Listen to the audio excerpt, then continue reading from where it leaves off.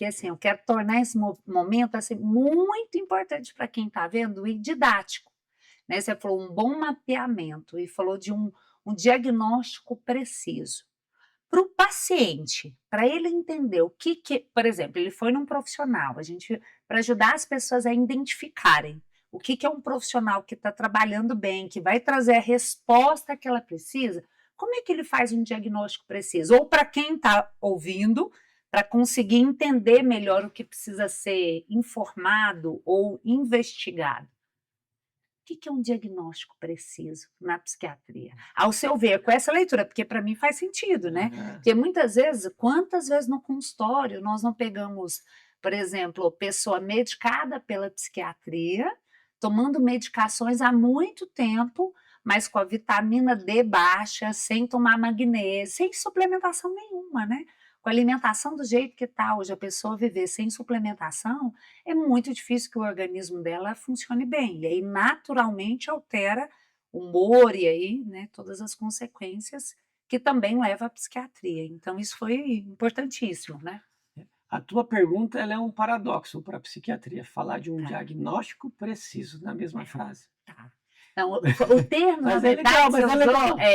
o termo que você usou foi diagnóstico detalhado, Isso, talvez? mais abrangente, É, que aumenta isso. as chances. É. Me conta, qual que é o Vamos lá. diagnóstico que ajuda nessa E é muito direção? legal você fazer isso, porque o que que a gente vê de muitos pacientes, quando chega em mim, eu falo: "Nem fala o que que disseram que você tem". Eu não quero ser enviesado com isso. Eu concordo. Aí chega assim: "Doutor, eu tenho transtorno depressivo, com transtorno de pânico, com transtorno bipolar, um pouquinho de esquizofrenia, insônia". Eu falei: "Gente do céu, que milkshake do caos é esse na cabeça de uma pessoa só?". Sim, Falo: "Ó, não fecha a conta". sim, O que que acontece? Comorbidades são sim. frequentes. Uhum. Como assim comorbidade? É comum alguém que tem um transtorno de ansiedade generalizado, um transtorno de pânico e não trata, depois de um tempo desenvolver também um transtorno depressivo, e Sim, vice-versa. Mas não tem como uma pessoa ter esquizofrenia e depressão e transtorno bipolar e tudo ao mesmo tempo. Mas o que que mostra para mim quando alguém fala é que veio de vários profissionais que analisaram talvez momentos diferentes, sintomatologia diferente, sim. e vai sendo impregnada de broches de diagnóstico e Sim. fala assim: "Nossa, eu tenho isso". Então, até onde está esse diagnóstico preciso? Uhum. Acho que o diagnóstico preciso ele tem muito mais a ver, não com certeiro, e sim com preciso de eu preciso de um diagnóstico, eu necessito. Sim. Como assim, doutor? Você entende o seguinte, o diagnóstico ele não é uma sentença de morte, e sim uma sentença de norte.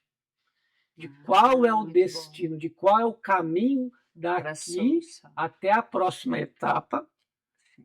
para a gente ver o que pode ser melhorado na sua vida. Então, o diagnóstico não é sentença de morte, e sim de norte. O diagnóstico, ele não te define. Doutor, eu sou depressivo, eu sou ansiosa. Não, você é você. Sim. E às vezes as pessoas deixam esses tipos de rótulos que podem estar não tão certos, vamos dizer assim, impregnada a identidade delas. Agora a pessoa não é mais a Mirella, não é mais o Felipe, ela é a Sim. depressão. Isso é muito forte para o inconsciente, que de Sim. tanto repetir um impacto emocional forte, daqui a pouco eu sou isso mesmo, a pessoa não lembra nem quem que ela era antes. A identidade dela vira patologia, né? Exato, é como se, por que que não é sentença de morte? Quando você recebe um diagnóstico de depressão, ele não está matando a Maria dentro de você. Ele não está matando o João, a pessoa que existe. Ele só está dando um norte para você que existe uma estratégia que vai ser montada em cima disso. Diagnóstico, gnose de conhecimento, dia de luz. Então ele vai trazer luz para um caminho diferente daqui para frente. Então o diagnóstico não é sentença de morte, sim de norte, e ele não te define, mas ele previne que você leve uma vida de trevas físicas, psíquicas e espirituais aqui na Terra. Sim. Então é um outro conceito, sabe? Mas como que Sim. eu vou saber se eu estou com um bom profissional nessa área? Isso leva tempo. Uhum. Então, tomem cuidado com pessoas que mal você senta na frente, já começa a escrever uma receita para mandar você embora. Tome Ótimo. cuidado com pessoas que vão fazer uma consulta, uma entrevista, uma anamnese que deveria ser muito bem feita, Muito detalhada, ela com riquezas de detalhes, exato, né. e 10 Sim, minutos, 15 minutos não é suficiente. para dar um diagnóstico que pode até rotular essa pessoa. Sim, Então cuidado com isso. Cuidado com pessoas que não têm paciência para explicar para você, para te trazer um embasamento de por que que ele chegou naquela hipótese diagnóstica. sim, "Ah, não, é assim mesmo e pronto". Você quer questionar? Eu estudei tantos anos, eu que sou médico. Gente, cuidado, sim. né, porque não existe demérito nenhum em você querer saber. E tem gente que fala: "Doutor, eu sempre tive medo de perguntar para os outros médicos". Você tem que ter medo de esconder isso em você. Até porque eu acredito muito que a tarefa do médico é inclusive ensinar, né. Eu falo que no consultório a gente precisa ser cada vez mais pedagógico, Exato. né, e eu vejo que esse é um compromisso muito sério seu, assim, de ensinar de fato o que está acontecendo, porque para a pessoa que está vivendo aquilo falta muita clareza, né, Exato. E quando ela precisa. se não tiver esclarecimento do porquê estão falando que você tem esse transtorno, Sim, e você vai ficar meio insegura de por que eu vou tomar um remédio. sim. Outra coisa que você tem que ficar esperto quando for passar por um profissional, além da hipótese diagnóstica, qual é o plano? Uhum, Qual é a gravidade? uhum. Eu vou lutar sozinho isso? É só o médico? Se as causas são multicausais, os problemas da Sim, psiquiatria, se tem várias possíveis causas, esse colega, esse profissional, ele está bem resolvido profissionalmente para chamar um bom terapeuta, um bom psicólogo para ajudar?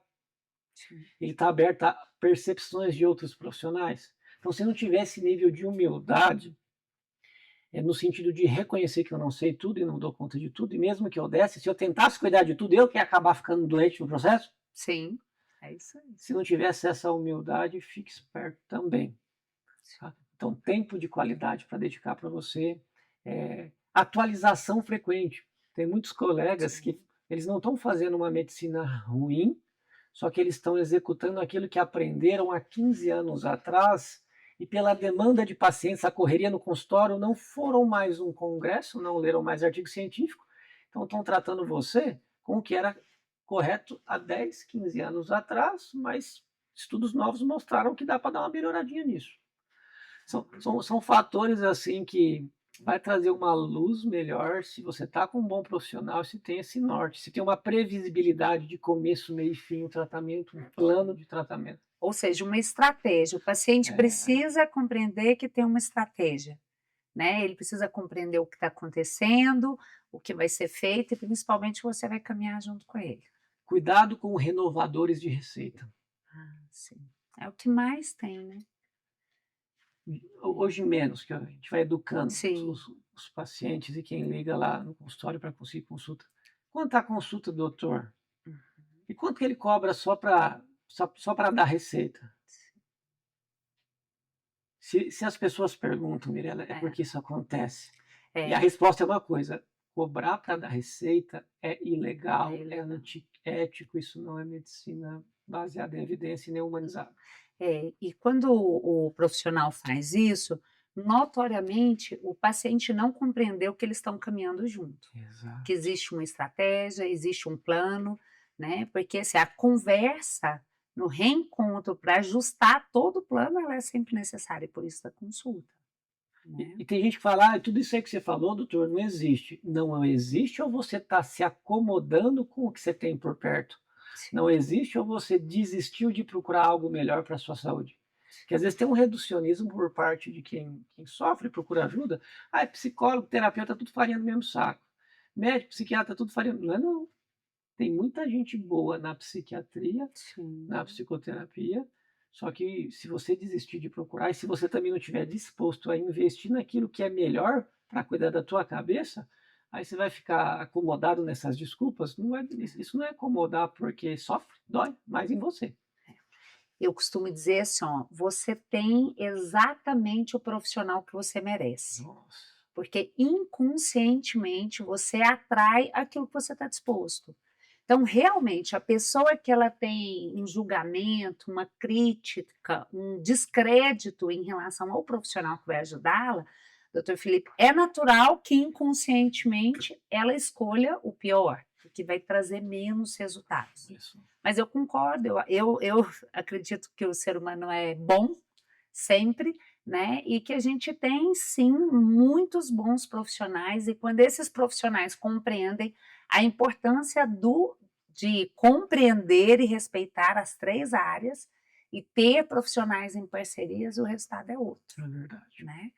E eu queria saber um pouquinho, assim, que a gente pudesse falar um pouquinho. Gente, o doutor Felipe, ele também faz parte, ele é professor na nossa formação Terapia do Inconsciente. Eu quero contar para vocês que a nossa realidade mudou muito com a chegada dele, né? Porque os profissionais, os psicólogos, na nossa formação, né, doutor Felipe, o segundo público maior são os pastores. Então, Uau. primeiro psicólogo, depois pastores e depois terapeutas, de uma forma geral. Eles têm sempre muitas dúvidas em relação, assim, a detalhes específicos da psiquiatria, no encaminhamento e etc. Uma das nossas maiores angústias era a gente perceber, assim, doutor Felipe, como muitas vezes a igreja, né, ela demoniza questões que são orgânicas, né? E quantas vezes os terapeutas e os profissionais também, eles acabam, às vezes, até medicando aquilo que às vezes é demoníaco, vamos dizer assim. Não sei se o termo está pesado, mas é para a gente entender a intensidade. Às vezes a pessoa precisa de um tratamento espiritual, né? E aí ela está recebendo um tratamento psiquiátrico. Às vezes ela precisa de um tratamento psiquiátrico e está recebendo o espiritual. E na maioria das vezes as 2 áreas estão desconsiderando totalmente as questões psíquicas e emocionais, né? E aí o que eu vejo, né? Isso graças à nossa clareza, né? E sobretudo a direção, né? De Deus que proporcionou o nosso encontro, eu vejo que isso é um alívio, né? Para os nossos alunos, assim, ter essa liberdade de poder conversar sobre isso, porque muitas vezes o profissional da psicologia, do comportamento humano, ele se sente meio perdido nisso, né? A gente tem do lado uma psiquiatria que nem sempre é firme na hora de encaminhar e considerar que o psíquico precisa ser tratado, né? Uma não vou dizer uma igreja, mas uma espiritualidade que às vezes quer trazer solução por si só, né? Isso tem sido superado muito, mas isso ainda é uma dor. Como a gente está aqui para orientar, né, todo mundo que assistir, eu acho que vale muito a pena você trazer um pouquinho da sua visão sobre essa questão. Estava falando, veio na minha mente um versículo, uma parte da Bíblia, quando os fariseus estavam falando para Jesus que ele libertava demônios em nome de Beelzebub. Uhum. Ele falou assim: um exército dividido sobre si mesmo, ele não subsiste. Por que veio isso na minha mente? Nós estamos no mesmo exército, o exército da saúde, mas infelizmente existe uma guerra interna entre os profissionais que acabam identificando quem está no mesmo time como inimigo, ou começam a competir entre si quem é melhor, quem é pior, muitas vezes até com viés mercadológico de não querer perder o paciente para o psiquiatra, não querer perder o paciente para o psicólogo, para o pastor, para o presbítero que seja e tal. Então somos um exército ainda de muitas pessoas que não trabalham juntas, unidas pelo bem comum, que é a saúde do paciente, e sim que às vezes está subdividido, muito mais por questões pessoais, ideológicas, em vez de focar em quem precisa ganhar. Então, quem que é melhor? Psicoterapia, a parte da teologia, da espiritualidade ou a questão da medicina? Quem é melhor? Quem ganha a guerra? Na realidade, quem perde é quem acha que isso é uma guerra. Sim. Quem ainda perde mais é o paciente que fica no meio desse chumbo cruzado de profissionais que não se resolveram ainda na mente, no inconsciente muitas vezes, É, e precisam ficar se provando, competindo entre outros ou se colocando acima de outros. E isso existe, precisa ser falado. sim, A meu ver, é um primeiro passo para a gente evoluir e começar a trabalhar junto, respeitando. Por exemplo, por mais que eu aprendi com você, sou professor da sua formação, mas eu estou o tempo todo ali, olha que legal. sim, Mas eu não sou ousado em falar que eu consigo fazer assim como você faz, ter sim, técnica, perícia para sim, conduzir uma psicoterapia do inconsciente. Eu posso ter noções. tá, Se eu quero o melhor para o meu paciente, eu não vou falar para ele assim, se quiser vai lá no psicólogo, no psicoterapeuta, no terapeuta, se quiser você vai lá. Porque infelizmente muitas vezes é assim o encaminhamento de colegas. sim, Doutor, eu preciso ir fazer terapia? Não, se quiser vai. sim, Ah, mas ele recomendou. Isso é recomendação, gente? Isso não é não é, recomendação, isso é indiferença, isso é descaso. é, Ah, mas o remédio dá conta de tudo? Olha, né, você vai ficar bom só com ele. Tá? Aí, às vezes, está fazendo psicoterapia, está tomando a medicação, vamos dizer que os dois tratamentos certos. O doutor, eu já escutei isso várias vezes, assim. O doutor Felipe, eu tô com. Uma vez eu escutei de um advogado que com um grande prestígio, assim, no meio dele, sabe? O doutor, quando eu cheguei no senhor, eu tinha um transtorno de ansiedade muito forte, que depois virou até depressão, né? O doutor, eu fiz terapia, que bom que eu segui seu conselho, eu estou tomando a medicação. O doutor sabe que eu não tenho ansiedade e depressão mais? olha, O doutor, mas está estranho. Eu falei, estranho por quê? Eu não estou feliz. sim, Sabe o que eu entendo hoje, doutor Felipe? Eu não estou doente, mas eu não estou feliz. E antes eu achava que na medicação, na terapia, eu ia ser feliz. sim, Hoje eu tenho consciência, e eu só tenho consciência porque eu não estou doente. Mas dentro de mim parece que tem um vazio tão grande que eu tentei resolver em mulheres, que eu tentei resolver em posses, em compras, em tudo quanto é coisa. E quanto mais eu procuro nos meus desejos, nas minhas ambições, nos meus desafios, parece que o vazio aumenta. só aumenta. Falei para ele assim, não é cara de igreja não, tá? Aham, Eu falei, você sabe que tipo de depressão você tem aí? Você está com um vazio existencial, sim, com um vazio de propósito, com um vazio de alma. Não, vamos criar um termo aqui, você está com uma depressão, é termo criado, tá? ah, Uma depressão que não é da ciência. Você está numa depressão que é num fundo. Depressão, gente, é quando você tem isso aqui, ó. Você está afundado em algo que está num nível mais espiritual. sim, A consulta psiquiátrica vai acabar aqui agora. Se você quiser, que eu te oriento nisso, porque eu não estou aqui para isso. Só que você acabou de trazer essa queixa é, e eu não vou te dar mais remédio. Não adianta você querer que sua psicoterapeuta faça aquilo que... Aí, às vezes a pessoa fala, nesse caso assim, doutor, me dá uma direção. Eu lembro que falei assim para ele, falei assim, eu só vou falar para você fazer uma coisa, você já testou de tudo, não deu certo. Até a próxima consulta, começa a ler, meditar, todos os dias em um provérbio e anotar o que daquilo tem a ver com a sua vida. Onde que eu compro esse livro, doutor? Eu quero comprar esse livro. Sim, não, talvez você até tenha na sua casa lá. É um livro dentro de outro livro, que é dentro da Bíblia. a Bíblia. A Bíblia, tem isso na Bíblia. Resumindo muito, depois de um mês assim, doutor, o que você fez comigo? Eu não fiz nada, não. Só te dei um norte, mas você trilhou. Doutor, eu não consigo mais ir para os lugares beber, que às vezes eu fazia errado, eu contrariava você, a terapeuta, ir lá e bebia. Eu não consigo mais ficar pegando um monte de mulherada. Doutor, você acredita que eu voltei a falar com Deus e eu acho que Ele está me ouvindo? E eu estou começando a pedir para Ele, não é mais saúde não, que através de vocês a saúde veio até a mim. Eu estou pedindo para Deus algo que está faltando, que eu sei que é algo que o céu tem preparado para mim, só que eu não achei, eu estou querendo uma família. Olha que glória. Aí vai me falar, Mirella, que nada a ver misturar essas coisas. Hoje ele nem toma mais medicação. Olha, Tá? Hoje ele está bem lá. Mas porque ele entendeu que não era só psíquico, que não era só É, biológico, que existia algo metafísico, que é maior. transcendente, que ele precisava associar. Porque a nossa vida é como se fosse um banquinho de 3 pés. Sim, Você pode se equilibrar com muita dificuldade num banquinho de 3 pernas que só tem 2 pernas, mas qualquer sim, vacilo da vida, qualquer sopro de uma dificuldade, você cai. cai. Exato.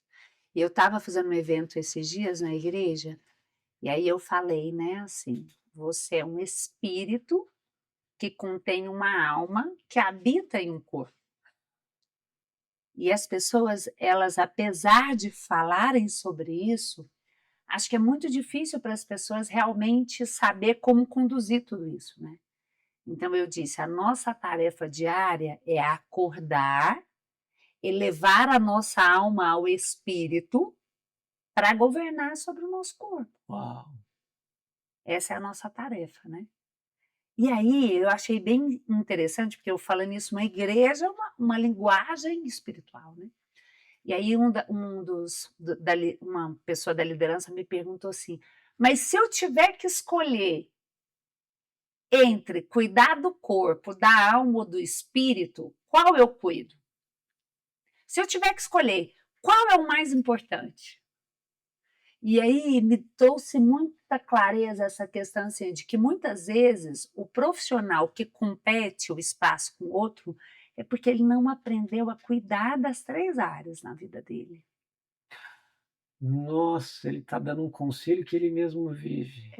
Ele Exato. ensina aquilo que ele Que ele conseguiu, né. E aí, e a minha preocupação com isso, assim, quando a gente olha para essa realidade, que é você dividir a pessoa, e eu disse para ele: "Então hoje eu quero te libertar disso, você não tem que escolher. Você não tem que escolher só o corpo, ou só o psíquico, ou só o espiritual, porque quando o seu corpo padece, você tem um efeito no psíquico e no espiritual forte". E eu acredito muito, sabe, doutora, assim, que o que acontece no corpo começou na alma. Começou na alma e manifestou no corpo.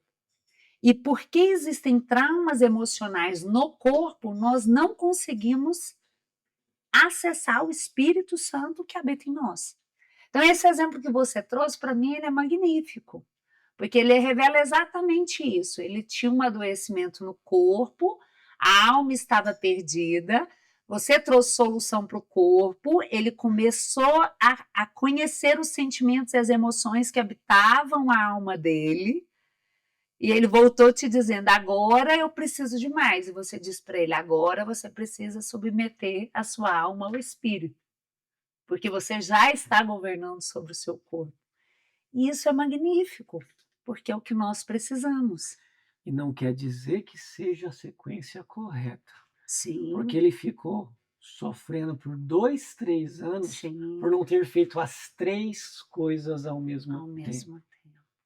Quando você entender que não existe opções, Sim, a opção corpo, a opção mente, a opção espírito, e entender que existe uma escolha, que é cuidar das 3 frentes ao mesmo tempo, sim, você vai focar na saúde, não na doença. Você vai começar a frutificar e não a ser uma pessoa escassa, que parece que isso. tem que pegar uma opção só, né. É. Aí você vai começar a falar de solução, né, e não de problema, E de cura, exa né, e não de escravidão e medicação e dependência de terapia, né. Assim como a dependência da medicação é algo muito sério, gente, a dependência de processo terapêutico é muito é, preocupante. é verdade. E você dá a sensação, às vezes, de uma codependência. O profissional gosta, às Exato. vezes, tem não todos, tá, não todos, É, mas eu já notei, assim, que gosta de precisar que o outro precise dele. Uma é, contratransferência negativa aí nesse processo. é. Quando eu vou atender alguém, eu falo assim: "Doutor, eu posso ligar para você quando eu precisar, por qualquer coisa?" Eu falo: "Não". Não. É, "Não, mas meus outros médicos, eu tinha o telefone deles, eu podia ligar para eles a qualquer hora". Assim: "Mas eu não sou os outros". é isso mesmo. E se você estiver precisando de mim, meu trabalho não está sendo, né? Mas da onde que, lógico, eu falei, ó, vamos É. estipular algumas coisas, eu coloco critérios. Aham. Nesse sentido, disse tudo bem. Agora, por qualquer coisa, vai você resolver a sua vida, né? É. Se tem uma coisa que eu não quero que você se torne de mim como paciente, eu sou assim, é dependente. Você vai ter que aprender a se virar sozinho. Com o tratamento que me cabe, eu vou te trazer cada vez mais autonomia neurobiológica para tomar melhores decisões. Mas quem Ótimo. decide e quem assume a responsabilidade das suas decisões é você. A pessoa se ajeita assim, sabe? É. Mas precisa desse choque, Miriam. Exato. E aí, quando você fala a palavra autonomia, e voltando um pouco quando a gente falava de diagnóstico, uma das coisas que me preocupa muito é que muitas vezes o diagnóstico ele é uma desculpa perfeita para paralisia, para justificação. A justificativa, eu costumo dizer assim, quando o cliente vem justificar, não, mas eu sou uma bipolar. Por isso, né? E daí é isso mesmo, né? É isso. Não, mas meu filho tem TDAH. Eu falo, mas ele não é o TDAH. O TDAH não precisa consumir ele, todas as escolhas que você vai fazer na vida dele, olhar só para esse diagnóstico, né? Então, assim, eu vejo que muitas vezes as pessoas, elas usam o diagnóstico para justificar a falta de disposição de se posicionar como adulto, né? E resolver a própria vida. E nisso a terapia é fundamental, Sim. que ela vai emancipar essa pessoa que se acomodou em decisões imaturas, um jeito imaturo de pensar. Sim. Medicina não está qualificada para isso, não. Sim. Os profissionais da terapia, os bem treinados, eles não vão gostar daquele nível de dependência e vão emancipar essa pessoa para viver uma vida e assumir responsabilidade. Não tem como trabalhar sozinho. Assim. E eu falo muito assim, a gente precisa entender que terapia não é conversa. Diferencia pra gente, por favor. Tá. Vai ter um monte de gente que me segue que vai assistir isso aí. Tá bom. Terapia é conversa, mudando o podcast, eu corto de entrevista. Terapia é conversa? Olha, Vou pra conversar, eu converso com meus amigos. exatamente, é isso mesmo. Eu costumo dizer assim, ainda mais no dia de hoje. Ainda mais hoje, porque antigamente você não tinha liberdade para conversar. Quando a terapia, a psicanálise era feita com base na conversa, em 1910, as pessoas não tinham tanta oportunidade de conversar como tem hoje, né? E a conversa, ela não te leva para a raiz do problema, porque a raiz do problema ela é inconsciente. Se ela fosse consciente, o seu paciente já teria resolvido. E como inconsciente, ele pode falar o que for que ele não vai acessar o trauma ou o bloqueio.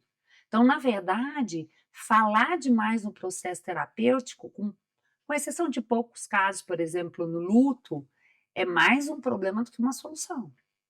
Então, o profissional, ele precisa conseguir ajudar o cliente no nível mais profundo.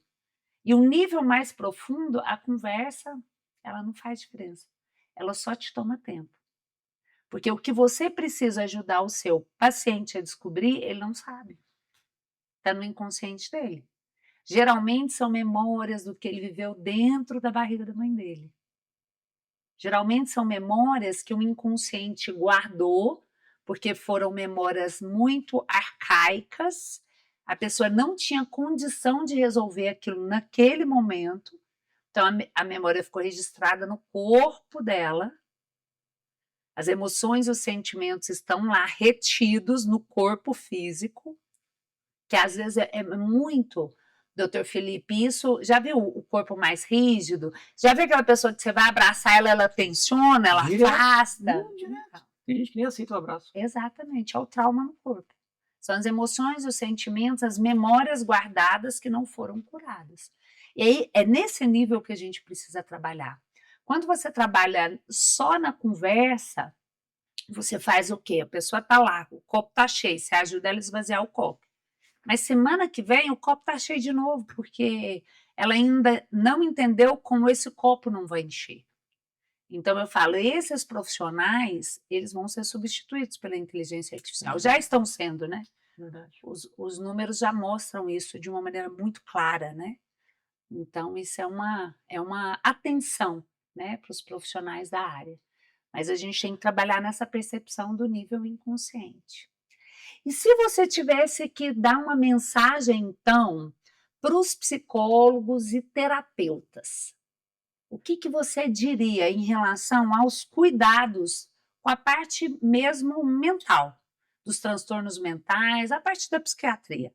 Os cuidados ou atenção, se você tivesse uma oportunidade, né? Isso você faz com a gente lá na formação. Mas aqui, para quem está assistindo. Olha, se você deixar de lado a influência de um cérebro que acabou adoecendo num nível biológico, você corre o risco de achar que você não está dando conta do caso, porque a tua técnica não é suficiente para isso.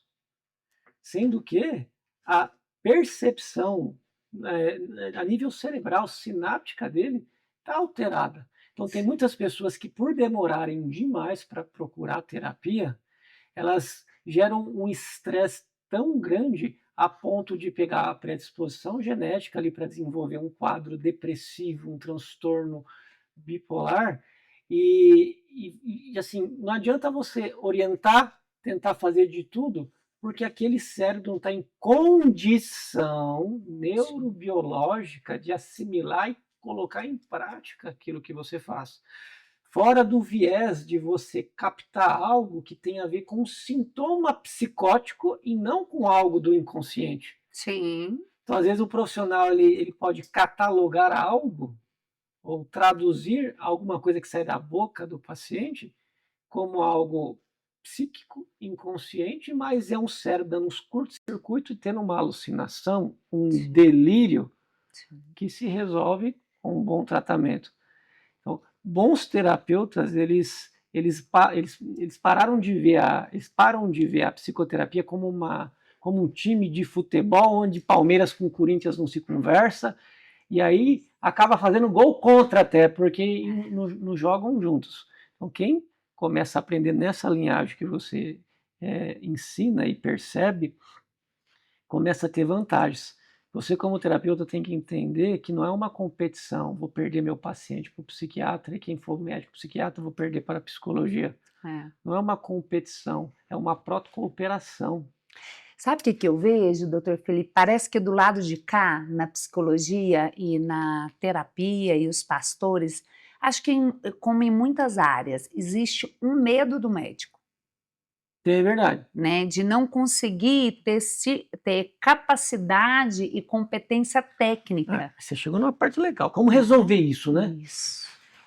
É uma pena, não sei como está agora a grade dos cursos, inclusive cursos de formação superior em psicologia. A abordagem de psiquiatria, os alunos não aprendem quase nada. Sim. Inclusive, quando vai ter aula de psicofarmacologia, a parte da psiquiatria clínica, além de ser muito superficial, muitas vezes quem ensina aquilo ensina com certo deboche. Sim. Aí você vai lá, você medica a tristeza de alguém, não, é errado medicar a tristeza. A gente, quando medica, você não medica uma tristeza humana de vida, você vai tratar uma tristeza patológica de um cérebro que não está funcionando direito. Sim. Então, ensina-se pouco, e quando ensina existe esse grande viés ideológico, de deboche e por aí vai. Sim. Então, o profissional da terapia que aprende o básico bem feito da psiquiatria, ele tem um grande diferencial. Sim. Ele não vai ser substituído por IA, porque além de saber isso e também aprender como acessar o inconsciente, é o que você ensina, você vai ter um alcance que eu duvido uma inteligência artificial conseguir fazer, até porque você teria coragem de colocar a vida do seu filho na mão de um robô, na mão de um algoritmo, ou você daria o passo de conectar ele com alguém que tenha alma assim como ele, mas perícia para tirar ele desse fundo de poço. Por isso a nossa decisão de ter o profissional da psiquiatria orientando, né? E eu costumo dizer assim para as nossas alunas, o médico ele pode ser muito bom na área dele, ele tem que ser mesmo, mas ele entende na área dele, da sua, ele não vai entender mais do que você. Mas tem um pouco, é o que a gente ensina, né, para os alunos. Você não é obrigado, como terapeuta, a saber diagnóstico. Sim. Mas quando você aprende um básico, você vai falar para o paciente assim, olha, é isso que eu ia falar. eu não sou médica, não sou médico, mas tá estranho isso daqui. Vamos investigar um pouco mais. Você tá usando um remédio, você não sabe Hum. para que direito, você não Uhum. sabe por quanto tempo, a Sim, pessoa mais está renovando do que não. Você sim. já Você pa foi na consulta e ele te atendeu em 10 minutos. Ele ele te perguntou sobre isso. às vezes esqueceu até quem você é, da Sim, sua história e tal. é, Ele pode estar num caminho certo, sim, mas o que que te impede de procurar um outro parecer? Porque às vezes a outra pessoa até pode concordar com o tratamento que você está fazendo, mas e sim, se tiver um outro caminho que você não precise de tanta medicação? sim. Que existe um possível meio, começo, meio e fim. E se é que você vai ter que tomar medicação, que seja algo mais leve, Hum, com uma suplementação adequada, para que você viva bem sem comprometer sua libido, seu peso, sua capacidade de raciocinar, inclusive de acessar áreas da sua mente, da sua psique, que se você tiver cheia de calmante de tarja preta, não sim, adianta muito tentar fazer esse acesso. sim, É, sim. Isso é um trabalho gigantesco pra gente, né. mas você viu uma forma de falar, é diferente, né? É, Não falou mal de ninguém, é, uma outra oportunidade, deu aquela base. Porque você não vai falar assim, ah, vai em outro médico. Pô, o cara cuida da pessoa faz 10 anos, você acabou de chegar, você vai falar desse jeito? Tem é. que saber andar com respeito, com ética.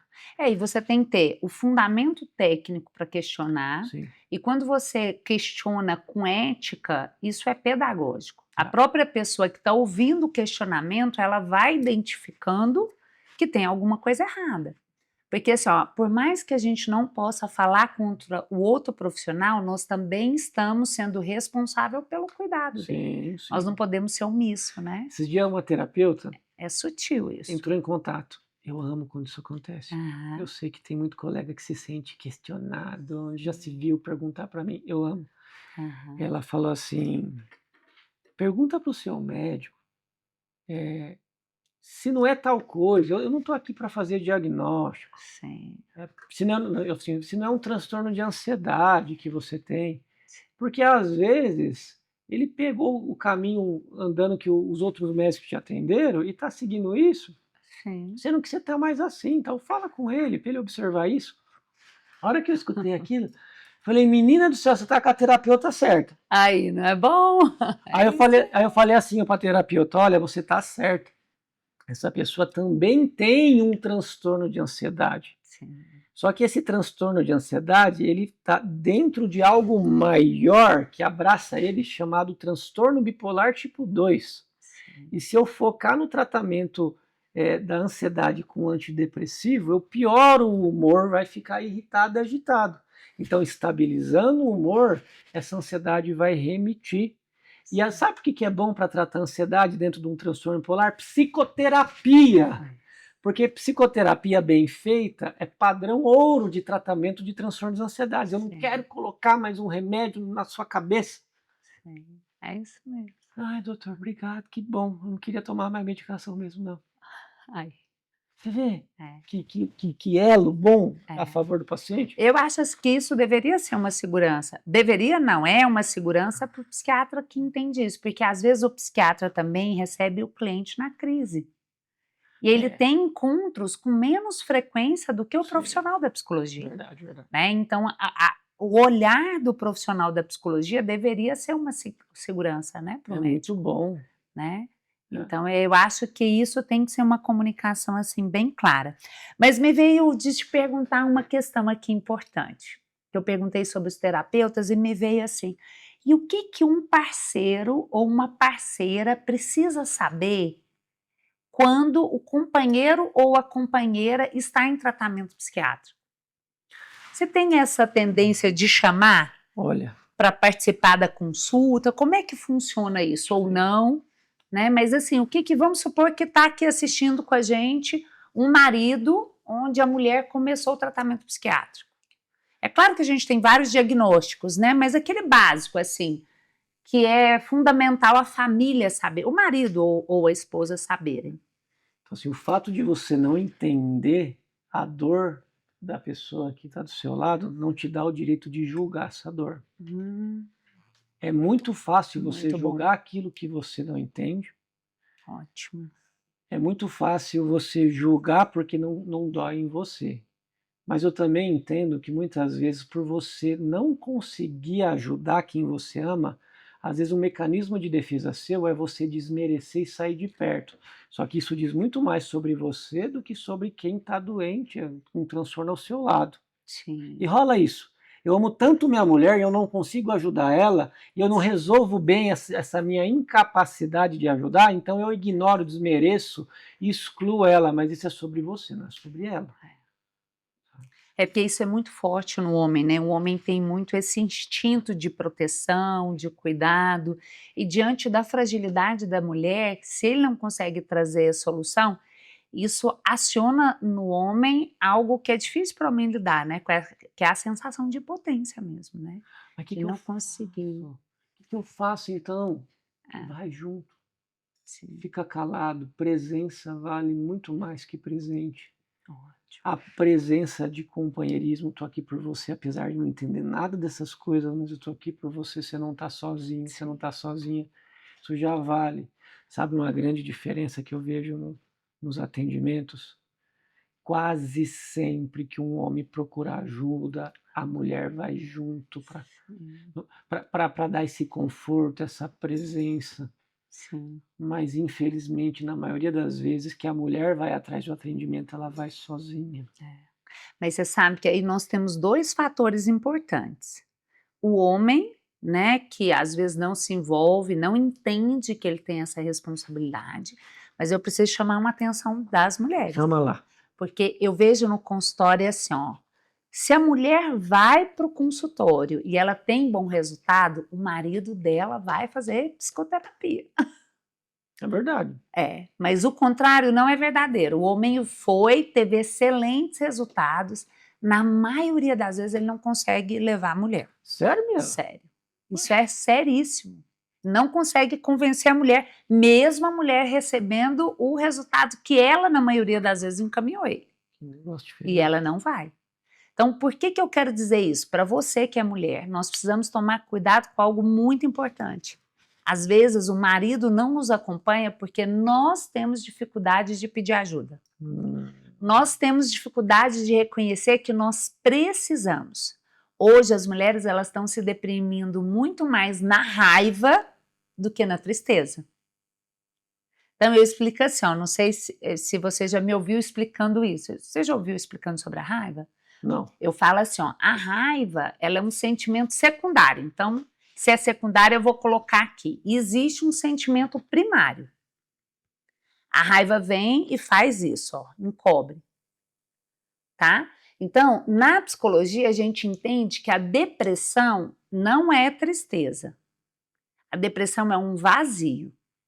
Existe algo no inconsciente da pessoa que faz falta a ela. Então, ela tem uma angústia, uma pressão, né? E a consequência do vazio é a tristeza, que é onde ela se deprime. Ok? Só que agora, o que eu venho observando? Nós estamos numa fase onde a mulher não se permite ficar triste. Porque tristeza é sinal de fraqueza. Nossa, esse empoderamento que tantas pregam Isso. encapsula o vazio e É. fica escondido por uma raiva. Aí o que ela faz? Ela vem aqui, esconde os sentimentos primários com a raiva. E aí ela se sobrecarrega. Assim. Então, isso é muito importante a gente entender. No consultório, as mulheres raivosas, na maioria das vezes, elas estão severamente deprimidas. E tem muita dificuldade de aceitar isso. E colocar a culpa em quem? No marido. Aí ela fala que ela está sobrecarregada porque o marido não faz nada, mas nós temos dificuldade de nos posicionar para que ele faça. E você sabe que isso acontece, são desfechos possíveis, né? Estava falando, estava lembrando. A mulher, quando ela é acompanhada pelo marido, ela ela está muito mais em paz, e a mulher, quando não é Sim. acompanhada, mas não está com raiva, quando fala, "Ai, cadê teu marido?" Ela fala com uma leveza assim, "Ai, doutor, infelizmente ele está trabalhando, ele não pôde vir." Quando está com raiva, ele só pensa em trabalhar, ele não me dá atenção, e nananana. Não estou dizendo que isso não tem uma porção de verdade. Sim. Próxima consulta, o mesmo tema. É que meu marido é isso, que meu marido é aquilo, nananana. Falei, gente, mas peraí, volta para você. É isso que você explicou. É É, uma raiva tamanha sim. que é a sensação que dá que aquilo que ela fala que machuca também tem um desejo de expor isso para se sentir percebida, notada. Só que é um disfarce, né? É, Não consegue acessar o vazio. o vazio, exato. Então, nós precisamos aprender a reconhecer o vazio. Nós precisamos aprender quais são os gatilhos que acionam esse vazio. Nós precisamos tirar essa raiva, até porque a raiva é o que desenvolve fibromialgia, Demais. câncer, e aí vai. Então, nós precisamos saber tirar a raiva para enfrentar a tristeza, para enfrentar os sentimentos de rejeição e abandono. Nós precisamos aprender a lidar com os nossos sentimentos, mas nós precisamos, sobretudo, pedir, me ajuda, eu preciso de você, vamos comigo, por favor, porque o homem não entende o universo feminino. E aí, além de pedir, doutora, a gente também precisa aprender a aceitar e receber e acolher bem o que ele tem para dar. Porque o homem vai dar da maneira masculina, ele nunca vai dar da maneira feminina. Hoje mesmo eu fiz uma sessão lá de desabafo com meu marido, de TPM. Amor, me ouve um pouco. Ele, tá bom. Eu falei, e ele não falou nada no final. Né? E não ia falar mesmo, porque antes ele falava que ele queria me dar solução. Só que eu não queria solução, às vezes eu queria conversar. E ele ficou caladinho. E para mim foi muito bom. Mas tiveram vários momentos que eu não achava que aquele jeito era o ideal. Nós somos assim, porque às vezes a mulher quer que o homem faça da maneira dela, e não tem jeito. Né? E nós precisamos. Então, assim, eu achei essa dica assim, maravilhosa, porque o homem também tem mania de subestimar os sentimentos, né, das mulheres, a intensidade dos sentimentos, né? Ó, e se deixar, eu fico aqui até amanhã, 24 horas. É bom demais te ouvir. Tô no modo aluno aqui. É, né? Eu tô aqui aprendendo.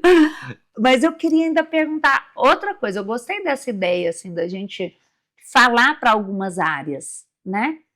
Vou fazer só 2 perguntas, então, para a gente fechar. E o que os pais precisam entender quando os filhos estão em tratamento psiquiátrico? Achei essa dica maravilhosa que você deu para os maridos e para as esposas, né? Mas e os filhos? Infelizmente, muitos pais não levam os filhos para o tratamento psiquiátrico. Infelizmente, muitos pais que levam para tratamento psiquiátrico vão com a expectativa que aquilo esconda a responsabilidade que faltou por parte deles, de dar disciplina, tempo de qualidade, valorização, identidade para essa criança. Sim.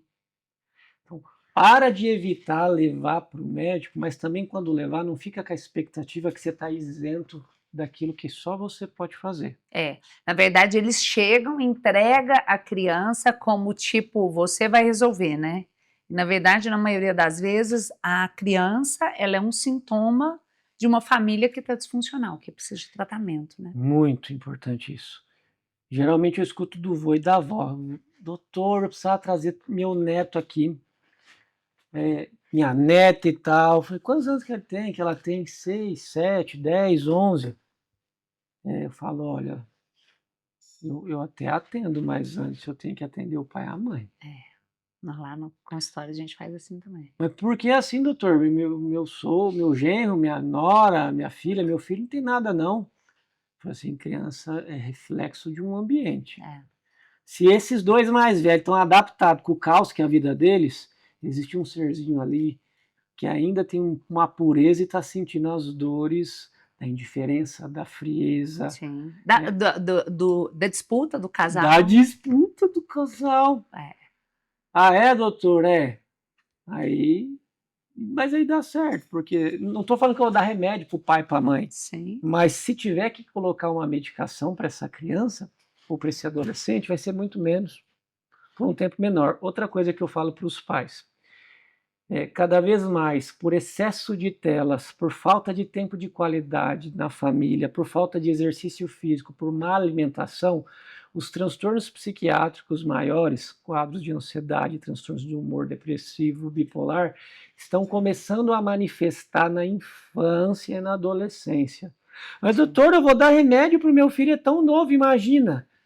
A maior chance de cura acontece num transtorno psiquiátrico quando ele é tratado na infância e na adolescência, porque esse cérebro, já que ele está adoecido, nessa fase de infância e adolescência, ele tem uma neuroplasticidade melhor, ele é mais maleável. Então, se a gente arrumar agora esse adolescente, essa criança, óbvio que eu vou precisar da terapia junto, existe uma chance absurdamente grande de ser um futuro adulto que não vai precisar de medicação. Agora, se você não tratar, às vezes não é nem medicação que ele vai precisar. Ele vai acabar indo para álcool, drogas, relacionamentos tóxicos, viciosos, que eu vou dizer para você, eu gostaria que existisse remédio para isso, mas quando tinha remédio, você foi tardio em levar para tratar. Quando a psiquiatria, a psicoterapia poderia fazer, vamos dizer assim, uma grande mudança de rota, diminuindo danos psíquicos, você acabou não levando. Mas agora a gente vai tentar arrumar estrago? É possível, mas a dor vai ser maior. A dificuldade vai ser maior. Sim. E eu também diria, sabe, para os pais, me vem a seguinte frase, eu até citei ela aqui agora. Seu filho, entenda bem, ele não é essa doença. Ele não é a doença, porque assim, os pais estão usando o diagnóstico para relativizar tudo. O menino está fazendo bagunça, ele é TDAH. Ele está agressivo, é transtorno opositor. Desafiador. Né? Desafiador opositor. Então, assim, tudo tem uma justificativa no diagnóstico. É neurodivergente, só por causa disso não pode ser disciplinado? Sim. Óbvio que vão ter estratégias específicas, procura o profissional da área. Há alguma coisa que eu estava me incomodando. Até evito falar, Mirella, vou falar. Fala. Deus do céu, me incomoda, ó, psicoterapia. Essa maré de autismo, espectro autista. Sim. Você que é autista devidamente diagnosticado, eu sei que existe. Sim. Tá? Com certeza. Mas existe, toma cuidado, porque às vezes tem, até onde não existe um ganho secundário. Exato. Esse é meu jeito, é assim, sou neurodivergente. Mesmo sendo neurodivergente, tem que ser exposto, treinado, porque dá para viver melhor a sociedade. Então tem muita gente que às vezes está pegando um TDAH, uma depressão, um autismo, que pode até existir, mas com um ganho secundário, sei lá, inconsciente, sem perceber, para levar num vitimismo, facilidades, imposto de renda, comprar carro barato, e rotula a pessoa e ela carrega aquilo, aceita aquela roupinha de eu sou doente em vez de eu sou um ser humano, e vai levar uma vida que vai se sentindo meio um zumbi. É um The Walking Dead. É porque você matou seu sentido, a sua essência, em detrimento de um rótulo que pareceu confortável, mas te colocou dentro de uma cova durante a sua existência aqui na Terra. E muitas vezes, gente, isso é um alerta. O filho se permite ir para a cova porque o diagnóstico traz alívio para os pais. Os pais se sentem aliviados, tipo assim, não é mais culpa minha. E também eu não tenho mais o que fazer a não ser levar no psiquiatra e dar medicação. Né? Então, esse é um dos pontos assim, muito importantes para a gente perceber. É bom. Né? Necessário, né? E fazer mas é isso, né? Porque é difícil para a gente, né? Eu acho muito difícil quando a gente fala de criança. Porque as crianças, elas estão dispostas a tudo pelos pais. Inclusive a sacrificar a própria vida, né? Inclusive adoecer para que os pais fiquem bem, para que os pais se aproximem, para que os pais se mantenham na vida. Quantas vezes eu tive no consultório crianças que estavam adoecendo para que a mãe não desistisse de viver, né? Então acho que a gente tem que fazer um alerta aos pais. Exato. E para a gente concluir, bom, primeiro, antes de fazer a pergunta final, eu gostaria que você ficasse à vontade se tem alguma coisa que eu não abordei que você acha fundamental para a gente compreender aí quem vence essa batalha, né? Para deixar as pessoas bem orientadas e instruídas. Tem alguma coisa que você gostaria de acrescentar, falar? Enfatizar que não é uma guerra entre terapeutas, médicos e teólogos, pastores, presbíteros, não é uma guerra, padres que Isso. seja, sabe? Nós temos um inimigo em comum, que não é o profissional, Não, que é aquilo que gera sofrimento pros no nossos paciente. pacientes, Sabe? Então para de achar que que é uma são nossos guerra. irmãos em Cristo, né? Exatamente. Então, para de achar que isso é uma guerra, quem vence, quem perde é quem acha que isso é uma guerra. Sim. E siga pessoas, você que me segue, entrou aqui no vídeo, comece a seguir a Mirella, tem muita gente boa que fala nesse assunto respeitando. Quem não me segue, só procurar nas redes sociais, DR de Dr. Felipe Batistella, no Isso. YouTube, nas outras redes sociais. Estamos por lá para ensinar um pouquinho, mas isso não quer dizer que seja um tratamento, tá? Isso. Outra coisa que é importante, doutor, só de escutar você eu já me sinto melhor. Cuidado para não achar que o pouco melhor muda a sua história. É. E toma cuidado também, se eu vejo com pessoas que têm um apreço pela área da saúde mental, às vezes quer escutar demais, quer falar demais, e a pessoa que se sente acolhida demais, ajudada demais, ela não sente a necessidade de procurar uma ajuda qualificada que, de fato, pode mudar o desfecho do caos emocional, biológico e existencial dela. E eu quero fazer um alerta sobre isso, porque quando você ouve algo, por exemplo, exatamente esse exemplo que o Dr. Felipe deu, você ouviu algo, isso te trouxe um alívio imediato e você tem a sensação de que resolveu, isso é um engano. O alívio imediato é o seu inconsciente dizendo para você: esse é o caminho, você tem que percorrê-lo. E se você não faz isso com responsabilidade, a tendência é agravar o sintoma depois. Verdade. Então, por isso que no processo terapêutico lá na clínica, Dr. Felipe, nós recebemos de maneira antecipada. É uma estratégia para a pessoa se responsabilizar e não sair do movimento de cura. Porque na maioria das vezes, quando a pessoa vai na segunda, terceira sessão, o que ela faz? Ela para. Não existe. E aí o corpo dela, o inconsciente dela que estava entendendo que a cura estava chegando, ele simplesmente volta com os sintomas de maneira mais intensa, se o tratamento não se cumpriu. Então isso é muito sério. Bom, então nós falamos aqui o que os psicólogos e terapeutas deveriam compreender de uma forma geral sobre a psiquiatria. Achei magnífico quando você disse o que os companheiros e companheiras precisam compreender quando o marido ou a esposa estão em tratamento.